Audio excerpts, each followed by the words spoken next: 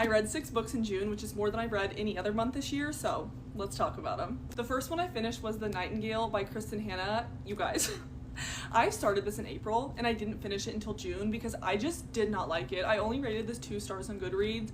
I don't know why, it was just so boring, not my vibe. I know everyone said this was like so heartbreaking, I love it, my favorite book of all time. I just didn't like it. Like, obviously it's a very sad and devastating book. I also just I don't know, I just didn't like the main characters, so I didn't feel connected to them. I don't know, I thought it was boring.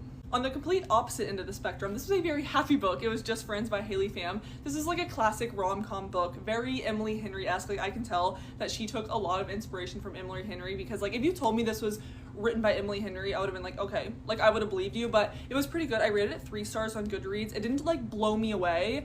It was pretty short. Like, I was interested through the whole thing, but it wasn't like, wow, like I love that book. But like, it was pretty good. All the Missing Girls by Megan Miranda, I also rated 3 stars. This was like a thriller about missing girls, obviously, but this one, like, the storyline was good. My one gripe with this book is that it was telling the story backwards. So like, you started the day of the crime, and then the next chapter was day 14, and then every like chapter after that was day 13, 12, 11. So like, the story was unfolding backwards. And I get that was like the whole point of this entire book, but it was just making me angry. And I didn't like it because I kept being confused, and I kept having to think like, oh yeah, that like hasn't happened yet because that happened like tomorrow. I don't know, I just didn't like the way this book was set up. Like I said, the story was good. I just didn't like the way in which it was written. So 3 stars. A 4-star read for me, and my favorite book that I read this month was Not Another Love Song by Julie Soto. This is just like a classic romance. Like, she was a little spicy, but it was just good. I'm not into music at all. It was about a violinist and a celloist.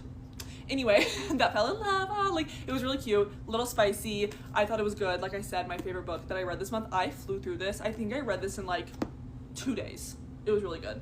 And then to round out the month, I listened to 2 audiobooks. I don't know if you count this as like reading the books, because technically I listened to them, but like, I'm gonna count them. I listened to It Should Have Been You, and I rated that 3 stars.